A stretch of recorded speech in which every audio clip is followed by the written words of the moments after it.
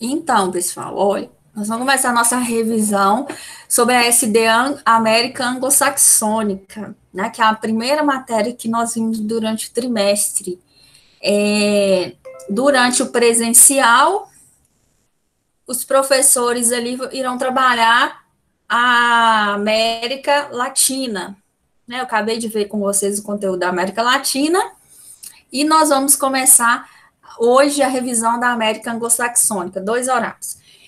Eu peguei os principais pontos da matéria da América Anglo-Saxônica, vou rever aqui com vocês. Depois eu vou dar 20 minutos para vocês resolverem um simulado que está lá no AVA sobre esse conteúdo. E os 20 minutos finais a gente vai corrigir esse simulado, beleza? Porque daí a gente faz a revisão. Não vale ponto, Helena, é só para a gente simular questões que podem cair na E, tá? Então, nós vamos ter 20 minutos aí, 25 minutos para fazer, e depois, em seguida, a gente corrige esse teste. Então, aqui, começando aqui na América Anglo-Saxônica, na América Anglo-Saxônica são 2 países, Canadá e Estados Unidos. As Américas, elas são regionalizadas a partir de critérios físicos, geográficos, e de critérios humanos, sociais, históricos. E daí, quando nós regionalizamos a América em América Anglo-Saxônica e América Latina, nós estamos regionalizando a partir desses critérios aí mais históricos, culturais, né, que tem a ver com a colonização, com a língua, etc. Nós vimos ali o Canadá é um país muito desenvolvido, o Estado investe muito em saúde e educação, e em função disso, ocorreu ali no Canadá um crescimento econômico muito maior do que o crescimento populacional. E em função disso, né, nós podemos ver aí um IDH muito elevado, de 0,92, 99% da população é alfabetizada, a expectativa de vida é alta, a taxa de fecundidade é baixa, né, típica de países desenvolvidos. Além disso, o país ali é rico em recursos naturais, nós vamos ver um mapa ali, né, dos principais recursos naturais ali no Canadá. Possui um extenso território e uma grande riqueza de fontes de recursos naturais, né? Tanto minerais quanto gás e petróleo. O Canadá, ele é ocupado, boa parte do seu território, né, fica localizado aí em altas latitudes, onde o clima é mais rigoroso, a ocupação é dificultada, e em função disso, a população ali, ela está ocupada na faixa sul do Canadá, né, 75% da população do Canadá fica ali na fronteira entre Estados Unidos. Então, nós temos ali uma grande concentração populacional numa região que nós chamamos dos Grandes Lagos. É uma região ali muito industrializada, onde nós temos as principais atividades econômicas do Canadá se desenvolvem ali, nessa região dos Grandes Lagos, que é essa região aqui, ó. Essa região aqui, na região sudeste, né, do Canadá. Então, nós temos essa região dos Grandes Lagos aqui, na fronteira já com os Estados Unidos, Toronto, Ottawa, grandes centros urbanos, né, localizados aqui na região dos Grandes Lagos, mas não somente na região dos Grandes Lagos, na fronteira com os Estados Unidos, não somente aqui na região dos Grandes Lagos, mas também em outras partes aqui do território, na fronteira com os Estados Unidos é bem povoado. 80% da população vive ali em áreas urbanas, e nós temos essas principais cidades ali, né, Vancouver, Toronto, Ottawa, Montreal. Aqui, pessoal, nós temos um mapa sobre os recursos naturais aqui no território do Canadá. O que está de vermelho são áreas industrializadas. E essas áreas industrializadas, nós temos 2 grandes polos industriais, aqui na região dos Grandes Lagos, Toronto, Montreal, e lá na costa oeste, em Vancouver. Então, esses são os principais centros industrializados. Além disso, o que está ali de verde no mapa é onde ocorre a exploração florestal, né? Mais de 40% do território do Canadá é constituído de floresta de taiga, que é aquela floresta de pinheiros, localizada ali em áreas temperadas, né? Então, o Canadá explora muito essa madeira da floresta de taiga para produção de papel, de celulose, mas ela explora essas florestas de forma sustentável, né? Para cada árvore retirada, outra tem que ser plantada em seu lugar. Então, boa parte do território, né?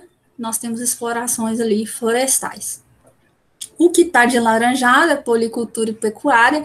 Policultura e pecuária que é muito forte na região dos Grandes Lagos, e boa parte dessa produção é comercializada com os Estados Unidos, né?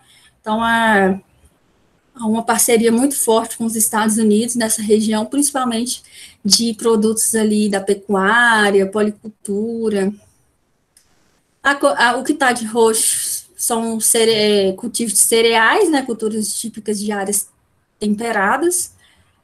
Que mais que nós podemos falar aqui sobre esse mapa? Então, é isso. Mas para o interior nós temos ali exploração de alguns minerais, hidrelétricas, né? O Canadá é um dos países que mais produzem energia hidrelétrica do mundo. Então, nós temos, tanto na costa leste quanto na costa oeste aqui, importantes hidrelétricas. Nós também temos aqui no território do Canadá, um país rico em petróleo e gás, né, aqui na fronteira com os Estados Unidos, na costa oeste. Então, nós temos essa área aqui rica em petróleo e gás, e outros produtos também, chumbo, cobre, ferro, níquel, ouro. Então, é um país rico em recursos naturais. A ocupação, então, fica mais na fronteira com os Estados Unidos. A exploração florestal é importante e a ocupação do território como um todo é dificultada por causa do clima mais rigoroso. São 37 milhões de habitantes, sendo que a maior parte concentra aqui nessa fronteira, como nós falamos. Agora vamos falar dos Estados Unidos, né? Os Estados Unidos é o segundo maior país do continente americano, o terceiro mais extenso do mundo, faz fronteira ali a leste com o Oceano Atlântico, a oeste com o Pacífico. Essa informação ela não é aleatória, ela é importante porque isso facilita o comércio dos Estados Unidos com a Europa e com a Ásia, né? Os custos de transporte ali, eles ficam reduzidos por causa do acesso ali, tanto ao Oceano Atlântico quanto ao Oceano Pacífico. O Alasca e o Havaí são territórios não contíguos, né? Estão não está ali, não tem uma continuidade, né, de todos os estados. Alasca e Havaí são fora, né, desse território contíguo. Os Estados Unidos ali possui ali grande autonomia política, hegemonia no espaço mundial, possui IDH, um ótimo IDH, né, 8ª posição. O índice de Gini ali era de 41,5%, expectativa de vida elevada também.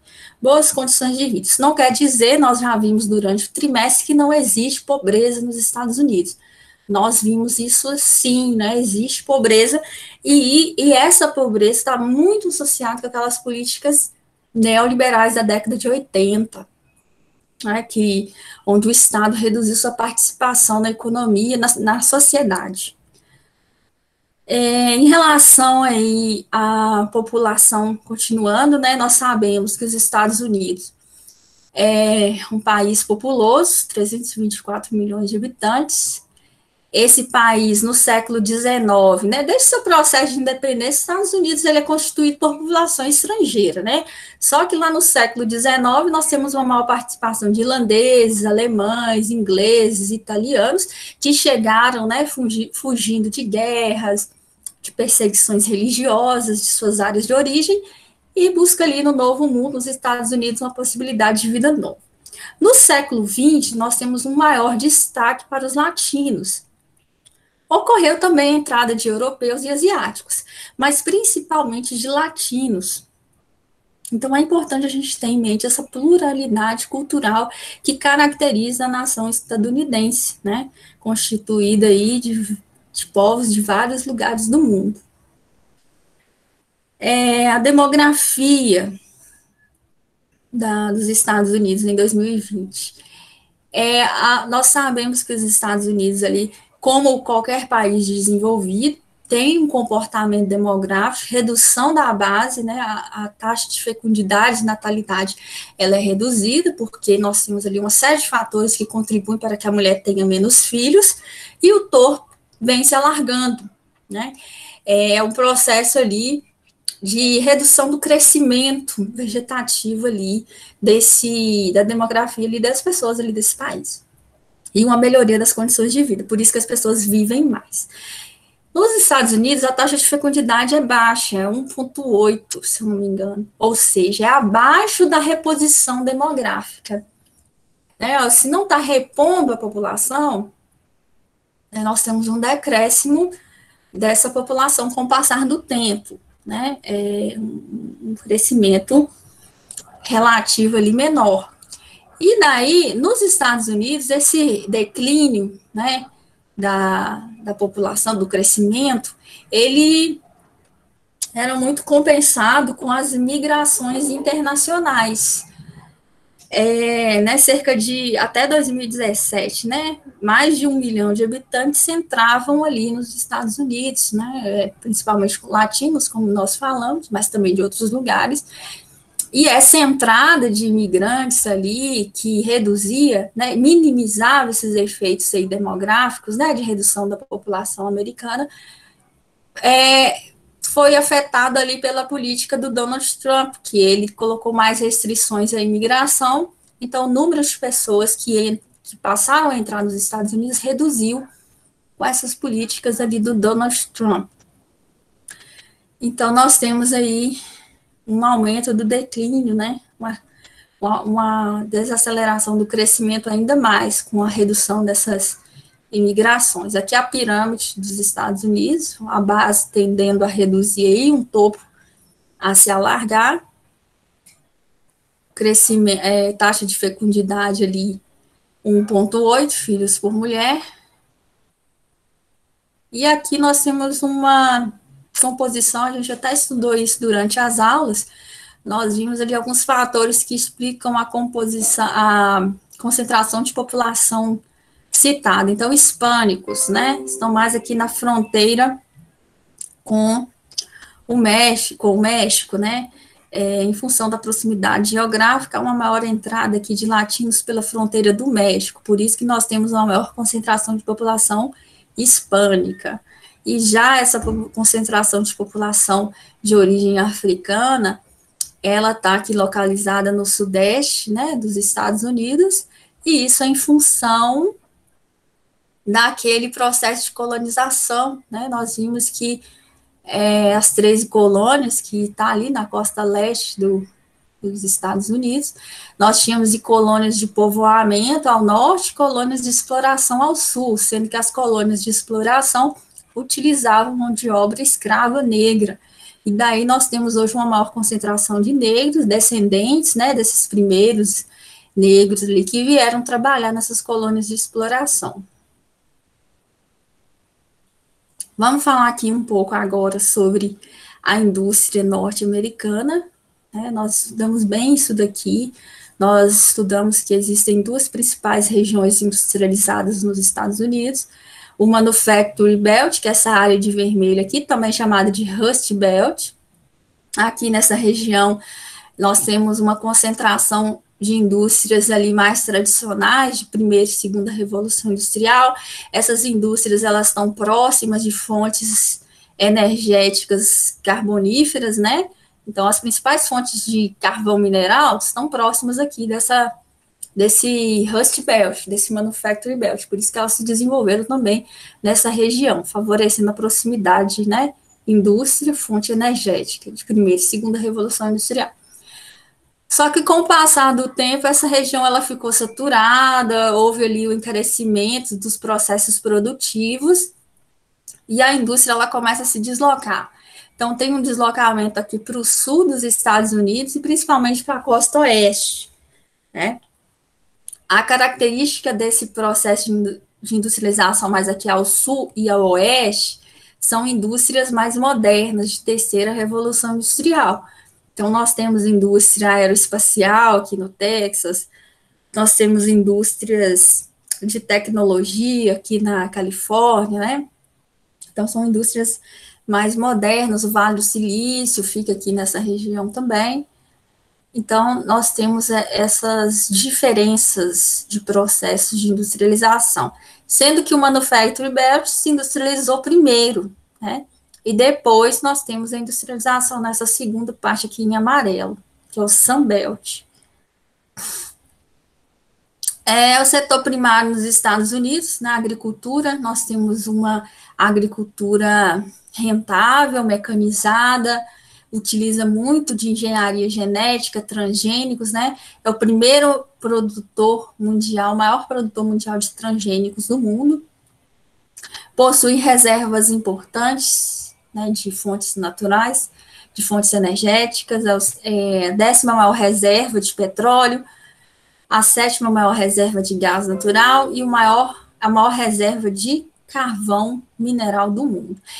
Os Estados Unidos também vem explorando o gás e o óleo de xisto, que é o mesmo tipo de gás, esse natural que nós utilizamos, só que a localização desse gás, ela está em rochas ali de xisto. Aí tem uma exploração também desse gás e desse óleo de xisto, que ele é muito criticado pelos ambientalistas, porque ao se extrair o gás e o óleo de xisto das rochas, né, de xisto ali, que são rochas metamórficas, nós temos ali uma contaminação da estrutura ali, né, do solo, dos cursos d'água, subterrâneos, né, aquíferos. Então, uma crítica muito grande em relação à exploração do gás e óleo de xisto. Mas os Estados Unidos possuem a maior reserva do mundo. Então, os Estados Unidos ele não vai deixar de explorar gás e óleo de xisto por questões ambientais, né? Isso depende também de governo para governo. Por exemplo, Donald Trump, ele não priorizava essas questões ambientais. Já outros governos já vão ali com mais cautela na exploração desses recursos, mas não vai deixar de explorar, né, que é um recurso muito utilizado pela indústria, utiliza-se muito esse recurso e ele tem um valor econômico muito interessante. Em relação à agricultura, os Estados Unidos aqui, possuem uma grande extensão longitudinal de leste para oeste, e ele possui também uma grande extensão latitudinal norte e sul. Em função disso, logicamente, o clima e o solo, as condições geomorfológicas ali, vão ser distintas, né? E a agricultura depende de solo, condições climáticas, e lá nos Estados Unidos, em função dessas características, né, do território, latitudinais, de climas diversificados, as culturas, elas se desenvolvem em cinturões. Então, olha aqui o cinturão do trigo. Ela está toda nessa faixa aqui de rosa escura aqui, né? Salmão, sei lá que cor é essa aqui, gente. Amarelo é o cinturão dos laticínios, que não é à toa, né? Produtos de laticínio são produtos de curto período de vencimento, né? Então, tem que estar próximo do mercado consumidor. E aqui nós temos um grande povoamento nessa área aqui, né? Dos grandes lagos. Aí nós temos o cinturão de culturas tropicais, que é aqui na Baía do Golfo do México, tá vendo? Essa região aqui de mais baixa latitude, culturas tropicais. Cinturão do algodão. Então, nós temos cinturão do milho, que é esse rosinha claro. Então, nós temos ali várias culturas que são ali cultivadas a partir de cinturões agrícolas, né? E esses cinturões agrícolas, eles não possuem uma localização geográfica aleatória. Eles são definidos de acordo com essas características físicas ali do território. Então, eles comercializam muitas sementes, possuem várias empresas, né, de biotecnologia, Dow, DuPont, Monsanto, são empresas que são multinacionais, que vendem ali sementes transgênicas para o mundo inteiro. O Brasil mesmo consome muitos produtos da Monsanto, por exemplo. Não somente transgênicos, mas também fertilizantes, agrotóxicos, eles são especialistas nesse ramo.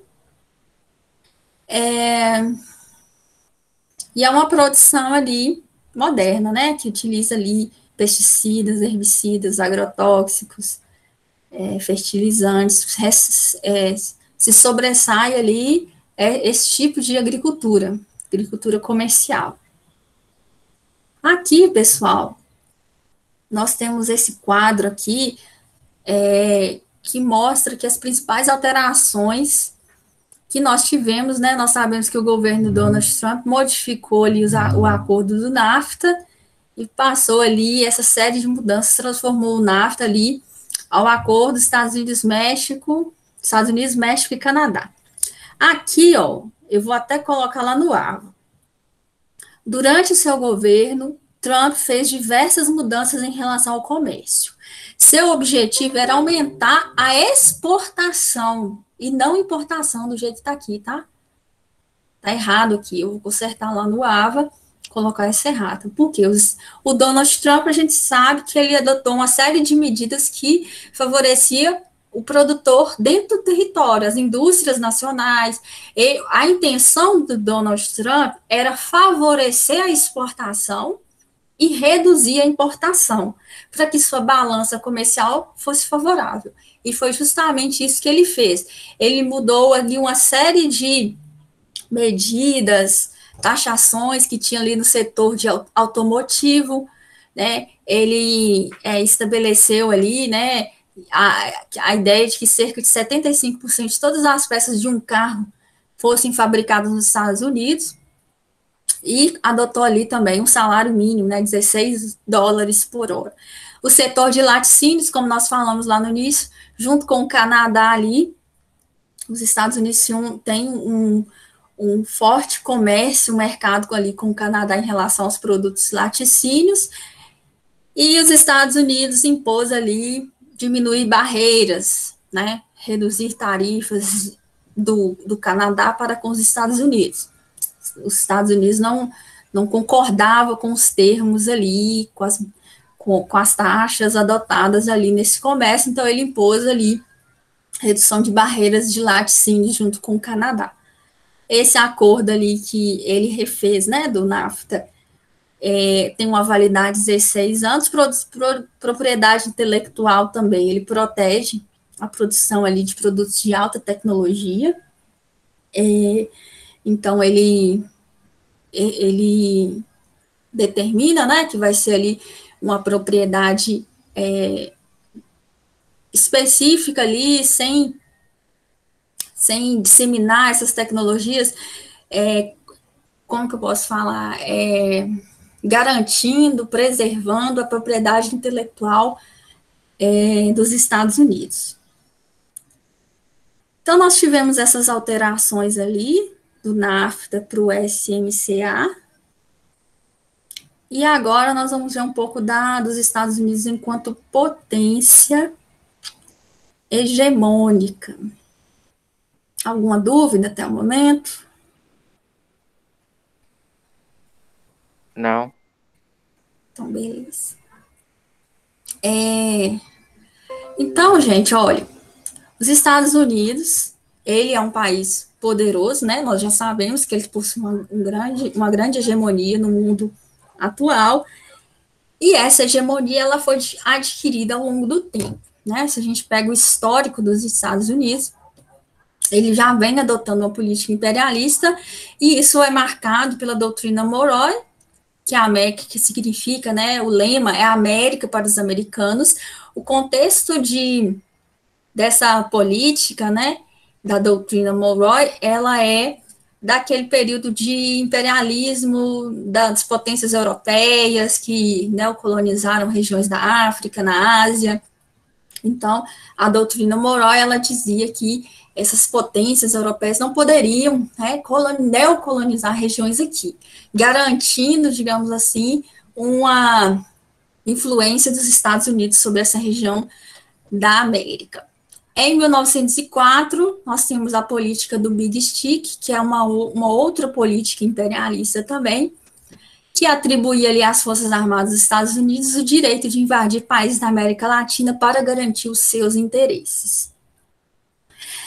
Após ali as duas guerras mundiais, os Estados Unidos ele se torna ali um grande financiador da reconstrução da Europa. Os países que participaram ali, os países da Europa Ocidental, que ficaram arrasados com a Primeira e a Segunda Guerra Mundial, os Estados Unidos ajudam financeiramente na recuperação desses países e se beneficia com isso, né? Porque é um grande mercado consumidor ali que ele encontra. A Conferência de Bretton Woods de 1944 também estabeleceu ali o dólar como moeda internacional, né? Colocando os Estados Unidos nessa posição ali de hegemonia na economia. E depois da Segunda Guerra Mundial também, nós temos um mundo polarizado, Estados Unidos, o RSS, capitalismo, socialismo. Então, durante esse tempo, o mundo estava bipolarizado. Durante esse tempo também, né, de Guerra Fria, os Estados Unidos ali incentivou regimes militares aqui na América Latina para impedir ali o avanço do socialismo sobre essa região. Após ali 1990, com o fim da Guerra Fria, os Estados Unidos passam a ser uma potência hegemônica, né? O capitalismo predominando no mundo, e sendo que os Estados Unidos ali seria o principal país ali, bandeira ali do capitalismo, né? Desenvolvido. Além disso, os Estados Unidos ele tem posições ali interessantes na política internacional. Ele é membro do Conselho Permanente da ONU, ou seja, ele pode opinar na interferência de países, de outras nações.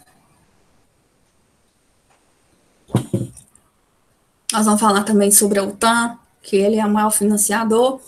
Mas após o 11 de setembro de 2001, que foi o ataque lá das Torres Gêmeas, os Estados Unidos estabeleceu a guerra contra o terror. Foi na época do governo do Bush, né? Então ele estabelece alguns inimigos internacionais ali. E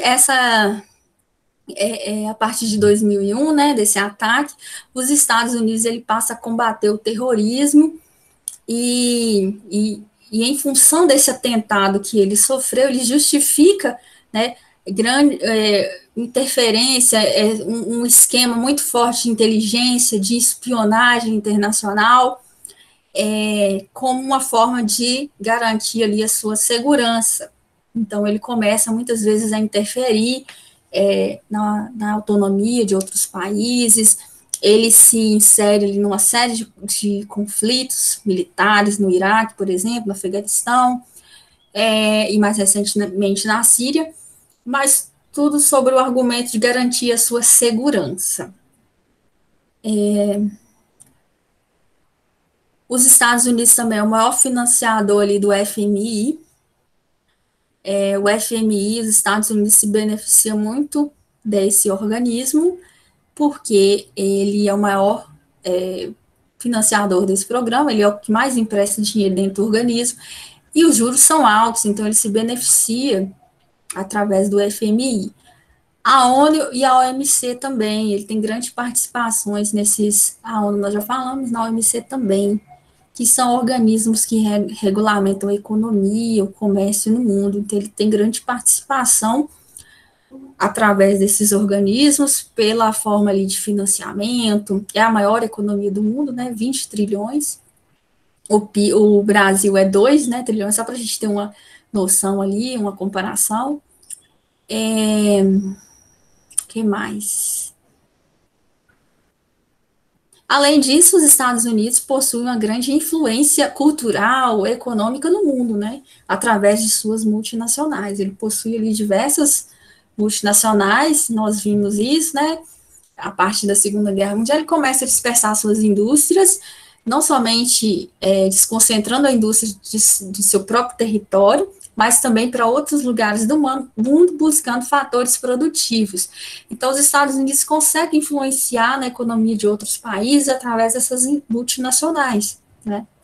Imagina, por exemplo, se todas as multinacionais norte-americanas saíssem do Brasil, por exemplo, desemprego, perca ali de impostos, então seria uma perda econômica muito grande para o Brasil. Então, os Estados Unidos, de certa forma, ele tem esse poderio ali, digamos, político-econômico sobre outras nações.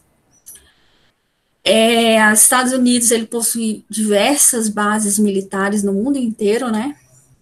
Então, que são os países que ele possui bases militares, o que está de azul, praticamente no mundo inteiro, né?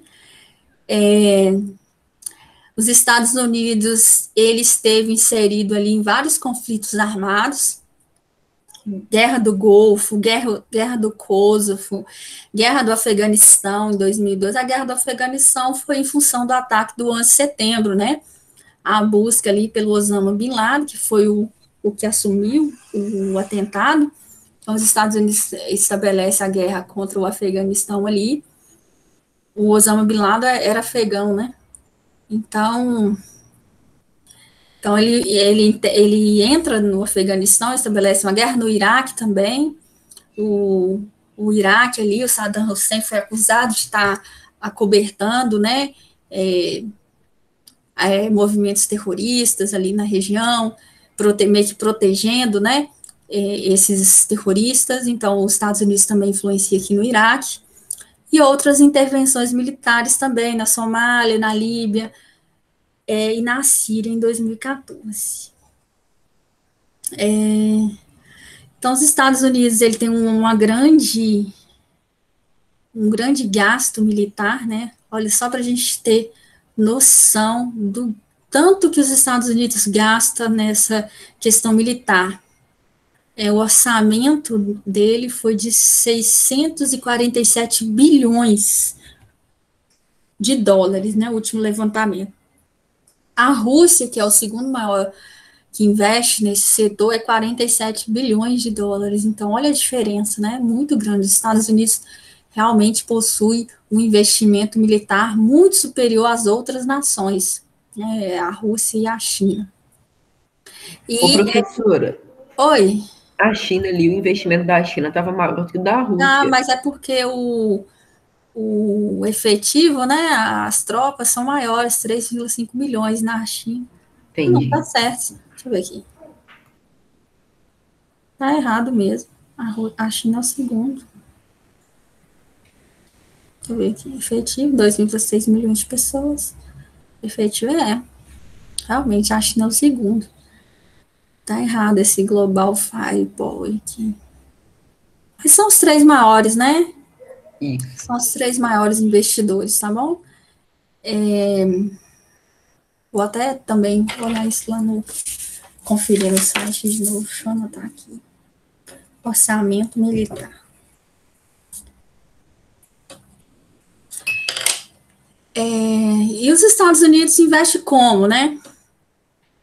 Modernizando o setor, utilizando tecnologias militares, né? Os Estados Unidos é o que mais investe em tecnologias militares, operações, monitoramento por satélite, enfim, né? É muito moderno esse setor. A OTAN é o Tratado do Atlântico Norte. Essa instituição foi criada logo depois da Segunda Guerra Mundial. A princípio, ela teve a finalidade ali de proteger militarmente ali as nações capitalistas, em função da possibilidade de uma guerra, de uma influência socialista. Então, era o braço armado, digamos assim, das potências capitalistas. Após a Guerra Fria, né, não fazia mais sentido, porque o socialismo ele se desmantelou, mas a OTAN ela assume novos papéis. Ela continua existindo como princípio de segurança coletiva. Então, nós temos ali alguns países que participam dessa organização, e existe ali uma cláusula na OTAN que fala o seguinte: quando um país digamos assim, sofre um ataque, uma invasão, esse país ele pode convocar a OTAN para revidar, né? Então é uma cláusula ali que inclusive foi invocada quando os Estados Unidos entrou, por exemplo, no Afeganistão. Os Estados Unidos considerou que houve um ataque no seu território, então isso dava o direito para ele se defender, minimizando ou neutralizando essas forças externas. Então, é por isso que os Estados Unidos entrou ali no Afeganistão, no Iraque, invocando essa cláusula ali. Os Estados Unidos é o maior financiador da OTAN, né? 70% da receita é destinada à OTAN, os Estados Unidos contribuem com 70%. E aqui são algumas guerras, né, nas quais os Estados Unidos se envolveu ali, né? O Oriente Médio é uma região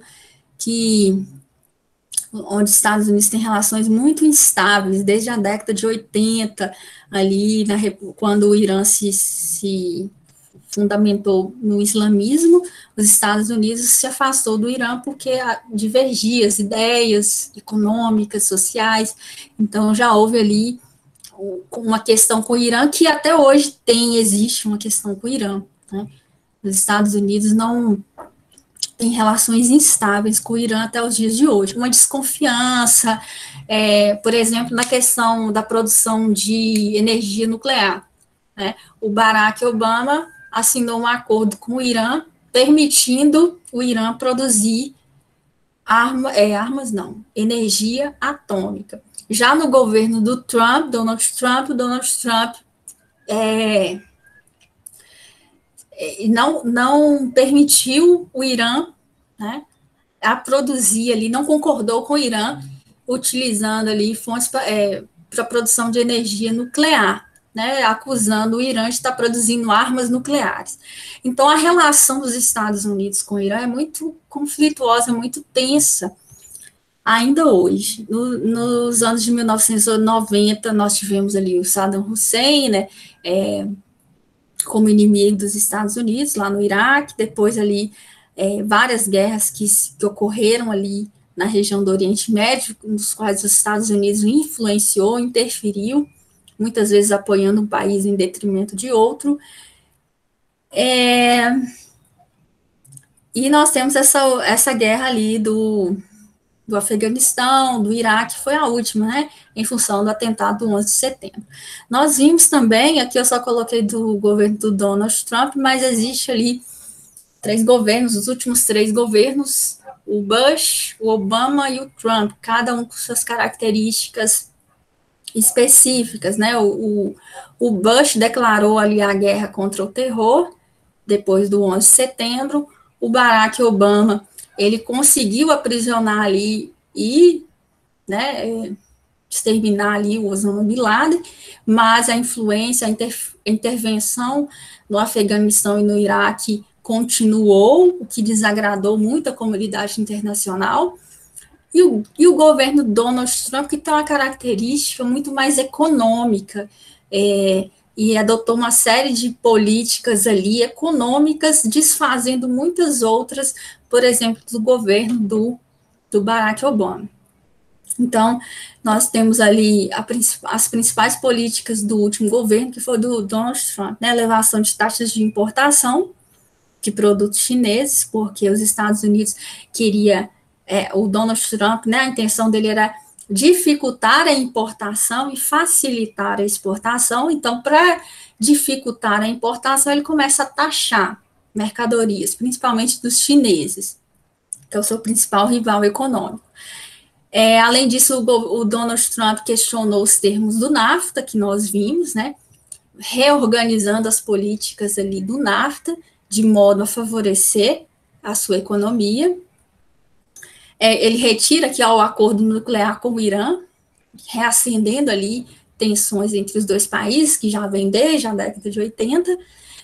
Ele também reconhece ali Jerusalém como capital de Israel, e isso desagradou ali os muçulmanos, a comunidade muçulmana. Boa parte ali dos países do Oriente Médio são de muçulmanos, né? E quando o Donald Trump reconhece Jerusalém como capital de Israel, dos judeus, né? Isso ali vai gerar um desagrado também com esses povos. As políticas migratórias restritivas do Donald Trump, nós vimos também que o Donald Trump ele endureceu as políticas, né, as fronteiras, fiscalização, de modo que entrou menos imigrantes no seu território. Isso também desagradou ali, gerou muitas críticas pela comunidade internacional. Então, nós podemos ver ali que o Donald Trump tem uma característica do seu governo muito mais econômica, até porque ele é, né, economista, dono de grandes empresas.